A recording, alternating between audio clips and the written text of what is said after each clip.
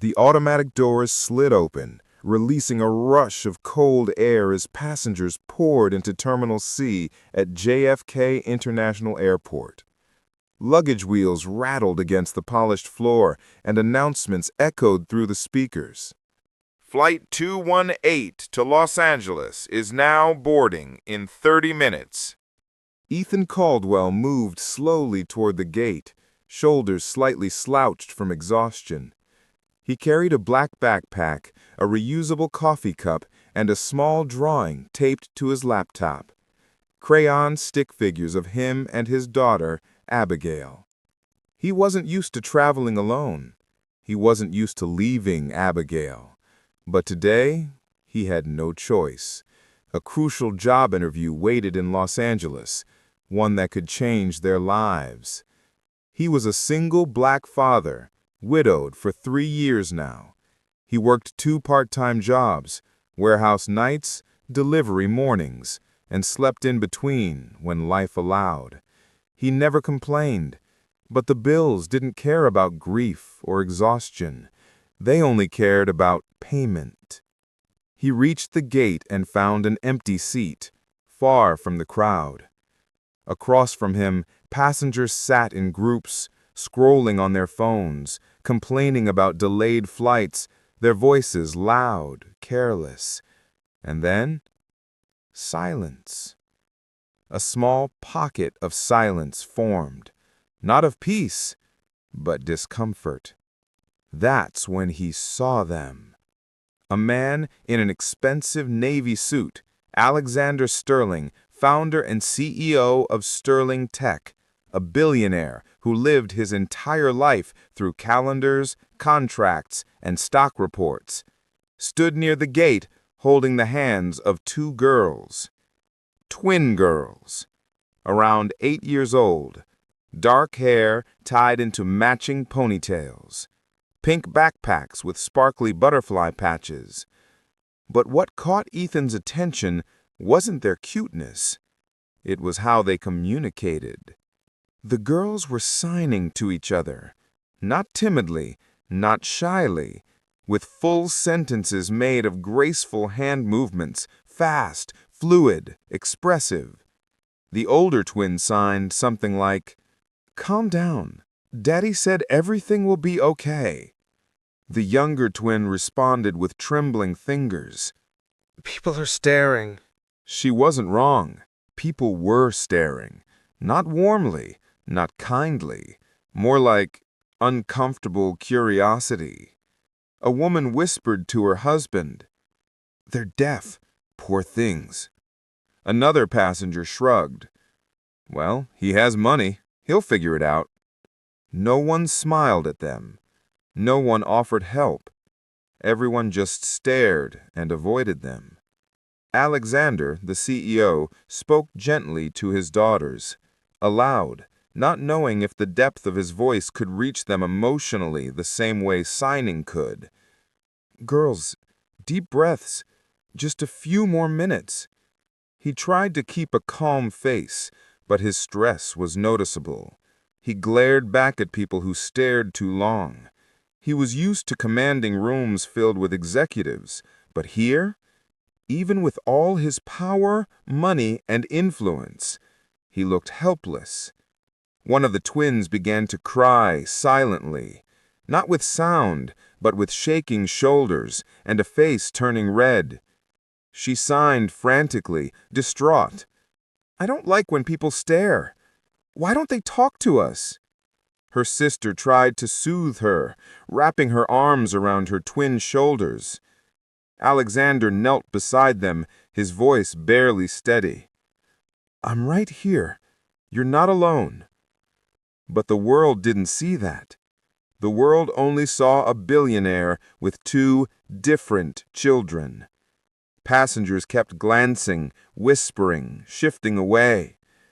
And Ethan watched as one flight attendant approached the CEO. "Sir, the pre-boarding lane is for passengers with special needs." Alexander looked up, annoyed but exhausted. "We are special needs." The attendant forced a tight smile. Right, but we need documentation. Sometimes people misuse. Ethan felt something inside him snap. The CEO inhaled sharply, ready to defend his daughters. But Ethan stood. He didn't plan to. He just rose on instinct. His footsteps echoed as he walked across the gate area toward them. People turned their heads. Who was this guy? Ethan stopped in front of the twins, not in front of the CEO. He crouched down to the girl's eye level, placed his backpack on the floor, and slowly raised his hands. Then, with steady and warm facial expression, he signed, "Hello." The twins froze, confused. Passengers stared even harder. The older twin blinked rapidly, then signed back. You know sign?" Ethan smiled softly, nodding. "Yes, my daughter is deaf. I learned for her." The younger twin gasped, not audibly, but emotionally, her hands flying to her chest as tears formed in her eyes. Their entire posture changed. They weren't alone anymore. They weren't different anymore. Someone finally spoke their language. Alexander's breath caught in his throat. For once in his life, someone else took the lead. Fade out. The boarding announcement echoed overhead. Pre-boarding for passengers with disabilities or those needing more time. But the flight attendant still blocked the way, standing between the CEO and the jet bridge like a barrier. Alexander Sterling wasn't used to being questioned. He built corporations, bought companies, and made people fold under the weight of his authority. But right now, all the authority in the world couldn't help him. He rubbed his forehead, frustration bubbling under the surface. "Ma'am," he said sharply, "my daughters are deaf. We qualify." The attendant scanned some list, refusing eye contact. "Sir, we just need documented confirmation." Ethan felt the twins' hands tighten around his arm. They looked at the attendant, confused and worried. He signed slowly to them. "It's okay. I'm here." They nodded, trusting him instantly. Alexander exhaled, then spoke quietly, not with power, but with pain.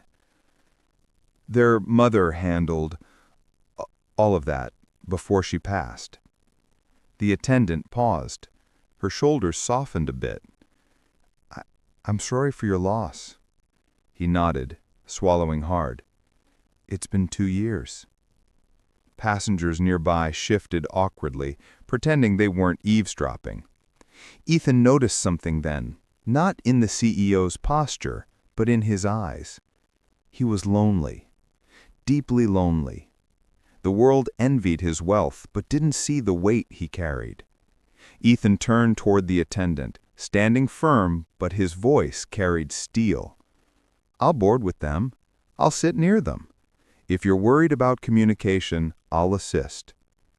The attendant looked at Ethan, the worn backpack, the scuffed shoes, the father energy radiating from him, and nodded. "All right, pre-boarding approved." Alexander inhaled as if he'd been underwater and finally surfaced. He mouthed thank you, but Ethan didn't need words to understand him. As they stepped onto the jet bridge, the younger twin held Ethan's hand. The older one clung to her father. Inside the aircraft, passengers glanced up from phones and magazines, curious. A businessman muttered under his breath, "Great, crying kids."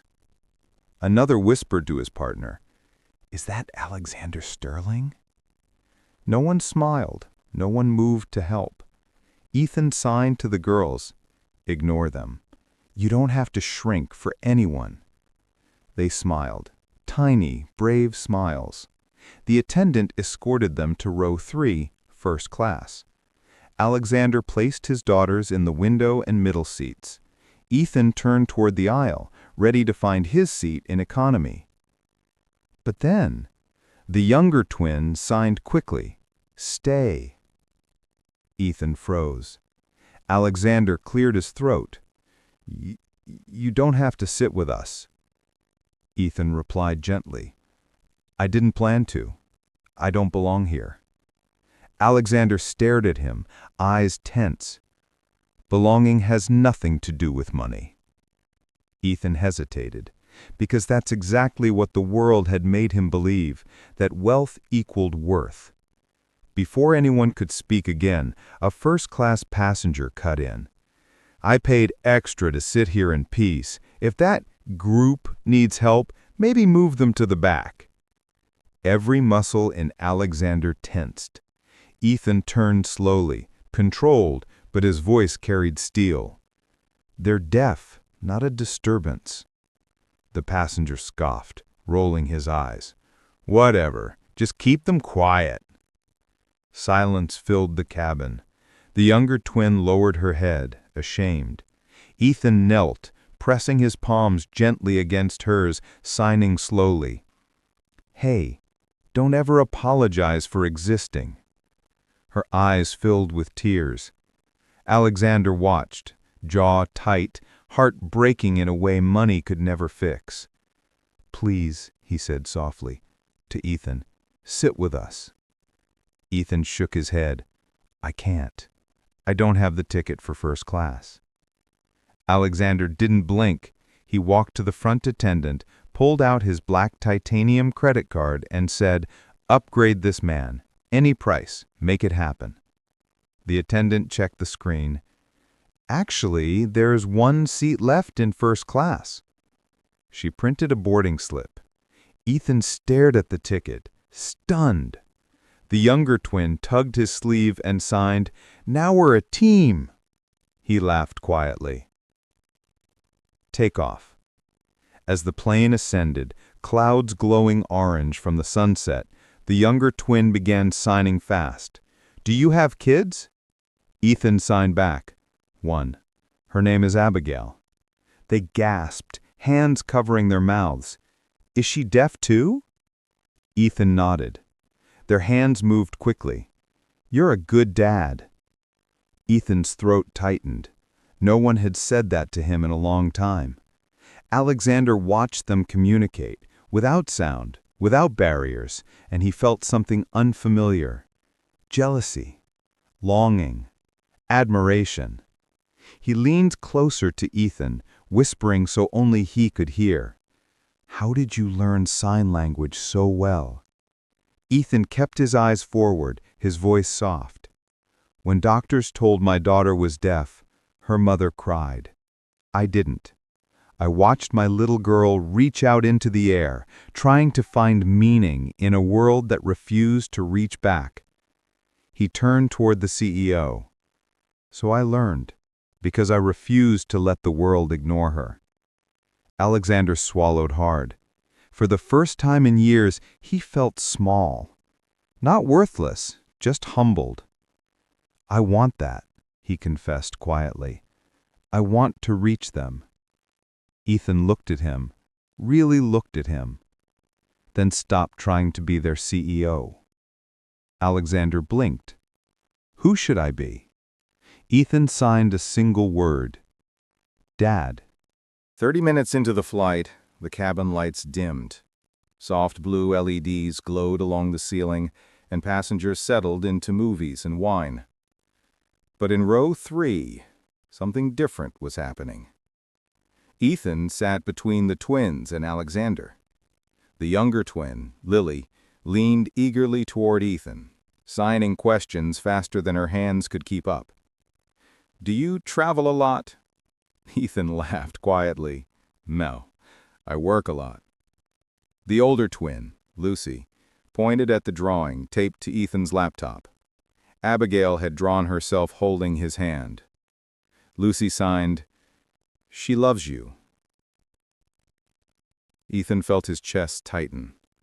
"I love her more. I'm just trying to build a life for her." Alexander watched, absorbing every gesture.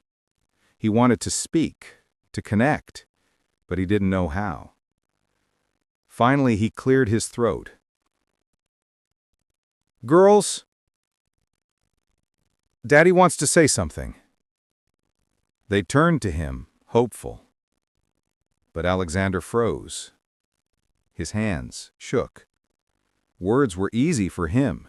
He could speak to CEOs, boards, and investors without blinking. But with his daughters? He was terrified of doing it wrong.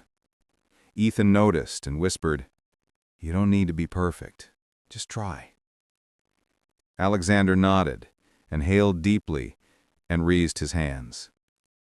With stiff, awkward movements, he signed. Morning light leaked through the plane windows, soft and golden.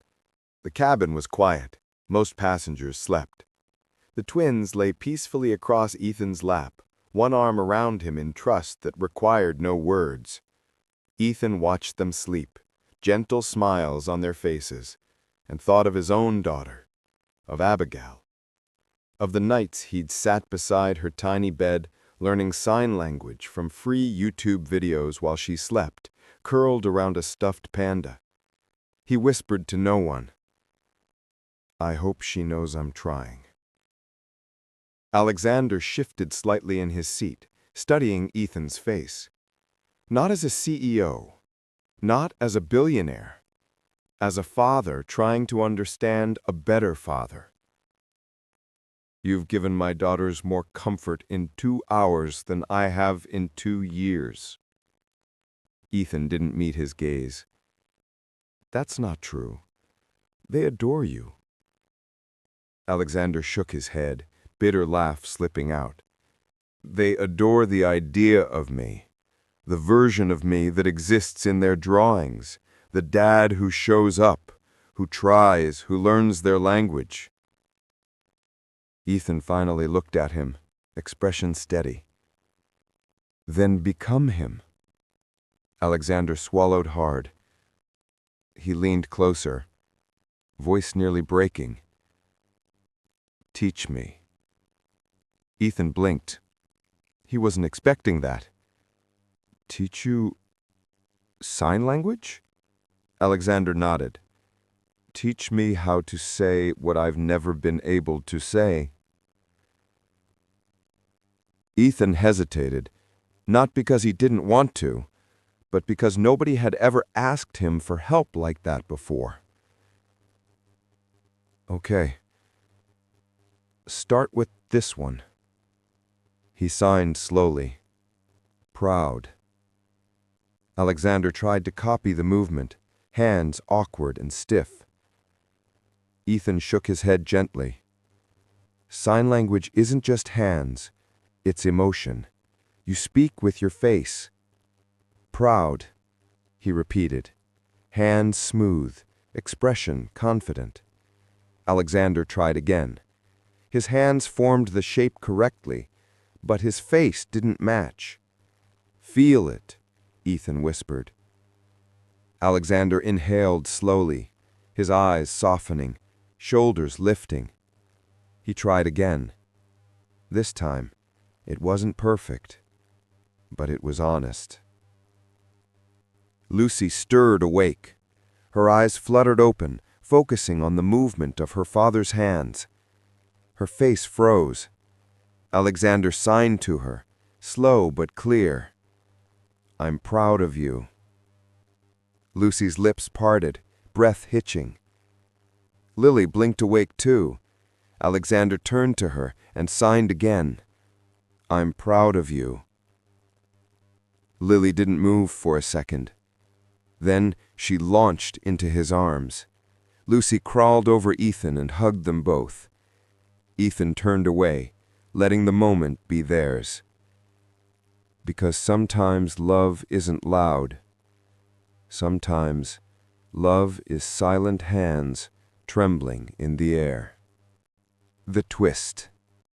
When the twins settled back down, Ethan instinctively checked his phone, even though aeroplane mode was on. Habit. He saw the wallpaper, Abigail's smiling face, and his heart punched against his ribs. Alexander noticed. "How old is she?" 6. Alexander smiled. Where is she right now? He hesitated. Should I tell him? Should I expose the truth? He looked down at his battered shoes. At home. With my neighbor. Alexander nodded. She must be excited you're interviewing for a new job. Ethan froze. This isn't for a new job. Alexander tilted his head. Ethan took a breath. It's for custody. Silence. The weight of those words landed like a storm. Alexander sat up straighter. Custody? Ethan nodded, eyes glossy. Abigail's grandparents believe a deaf child deserves a two-parent family. They're trying to take her. Alexander's jaw dropped. Because you're a single father? Ethan's voice cracked. Because I'm a single black father.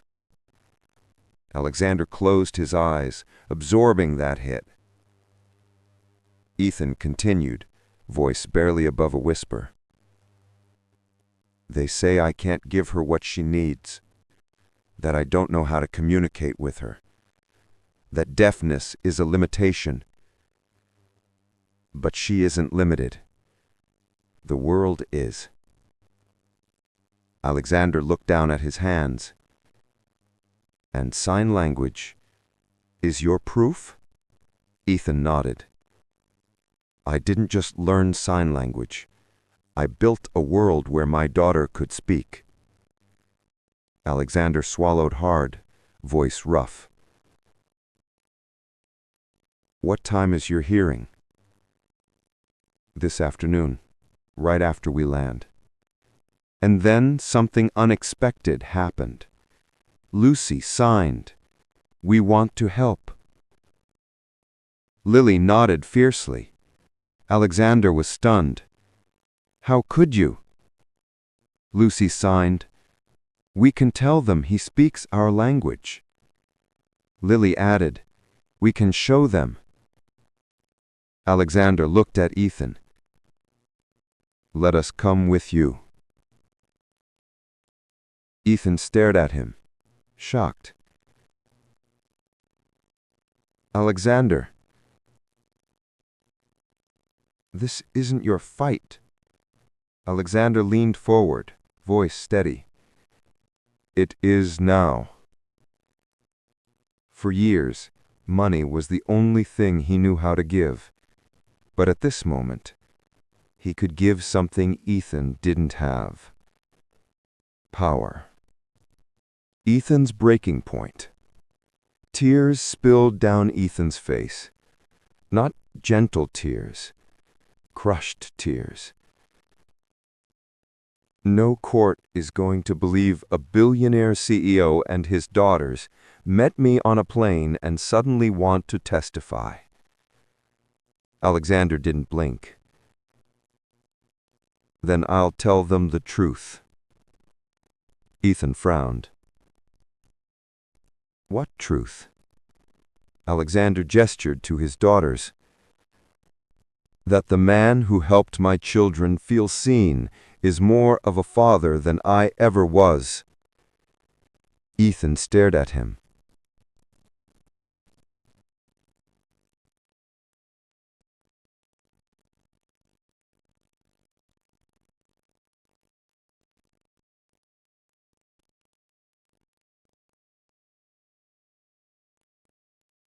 For the first time, he believed he might win. The landing. The plane began its descent. Seatbelts clicked. The captain spoke. Flight attendants, prepare for landing. Alexander reached out his hand, not as a billionaire, not as a CEO, but as a man standing beside another man. We go together. Ethan took his hand. together. The wheels of the plane hit the ground with a heavy thud. "Welcome to Los Angeles. Local time is 10:03 a.m." But for Ethan, this wasn't just a landing. It was the countdown.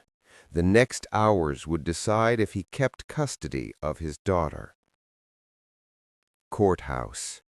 Ethan stood outside the courthouse, clutching his worn backpack. His hands trembled as he adjusted his cheap tie, the same one he used for every interview. Alexander stood beside him, dressed in a tailored navy suit. The twins held Ethan's arms confidently, as if they'd known him for years instead of hours. People stared. Not because Ethan was alone, but because the CEO of Sterling Tech, escorted by his deaf daughters, stood next to him. Ethan exhaled deeply. "You really don't have to do this." Alexander rested a hand on his shoulder. "Yes, I do." They walked in together. Inside the courtroom, the judge, Judge Meredith Collins, stern and sharp-eyed, scanned the courtroom through her glasses. On the other side sat Abigail's grandparents. Perfect hair, polished shoes, matching smug expressions. They looked at Ethan with pity disguised as concern. The grandfather stood. "Your Honor, we only want what's best for Abigail. She needs stability." The grandmother chimed in. "He works all hours of the night. He has no time. A deaf child needs parents who can provide everything." Ethan stared down, fists tight. He wanted to scream, "She has everything. She has me." The grandparents continued. "And besides, she needs someone who can communicate with her." Silence. The judge turned to Ethan. "Mr. Walker, do you have anything to say before we proceed?" Ethan stood slowly. His voice shook. "I'm not wealthy. I'm not perfect. But I learned sign language because I wanted to hear my daughter, even when there was no sound." He removed his phone and showed a video of Abigail signing, "Daddy, I love you." The grandparents scoffed. "Anyone can learn a few hand gestures." Judge Collins started to write something. That's when Alexander stood, not politely, not timidly, with the authority of a man used to the world listening. "Your Honor, if I may." Whispers rippled through the courtroom. The judge blinked. "Are you Alexander Sterling, the CEO?" "Yes," he replied calmly, "but I'm not here as a CEO. I'm here as a father who failed." Everyone froze. He gestured to his daughters. "Girls, go ahead." Lucy and Lily walked to the stand. The entire courtroom leaned forward. They signed, hands fluent and full of emotion. "Ethan is the reason we are not afraid of the world anymore." They pointed to Ethan and signed, "He doesn't just speak our language, he sees us." Tears spilled down the judge's cheeks, and she wasn't the only one. Lucy continued, "Every child deserves someone who speaks their language." Lily finished, "And we want Abigail to stay with her dad." Silence. Powerful, deafening silence. Alexander stepped up beside them. "Your Honor, if you are looking for proof of who can provide love, stability, and communication, look at them." The judge removed her glasses. Her voice trembled. "I don't need deliberation." She looked at Ethan. "Custody remains with the father." The grandparents gasped. Ethan collapsed into a seat, overwhelmed. He won. Reunion. Moments later, Abigail entered the courtroom running. She leapt into Ethan's arms. Her little hands moved quickly, tears streaming. "Daddy, I missed you."